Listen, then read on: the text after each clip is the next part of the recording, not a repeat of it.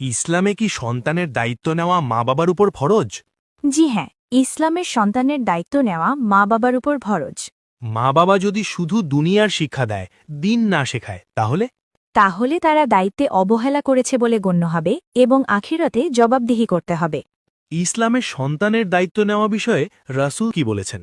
রাসূল বলেছেন, তোমাদের প্রত্যেকেই দায়িত্বশীল এবং প্রত্যেককে তার দায়িত্ব সম্পর্কে জিজ্ঞেস করা হবে। সন্তান যদি পরে গুনাহে জড়িয়ে পড়ে, তার দায় কি মা বাবার ওপর পড়ে? হ্যাঁ, যদি মা বাবা সঠিক শিক্ষা না দেয় তাহলে সন্তানের গুনাহের অংশ তাদের উপরও বর্তায়।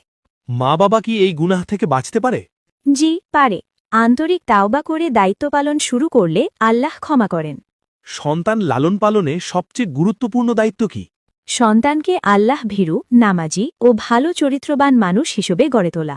রাসূল বলেছেন, তোমাদের প্রত্যেকেই দায়িত্বশীল এবং প্রত্যেককে তার দায়িত্ব সম্পর্কে জিজ্ঞেস করা হবে। ভিডিওটি ভালো লাগলে সর্বোচ্চ শেয়ার করবেন।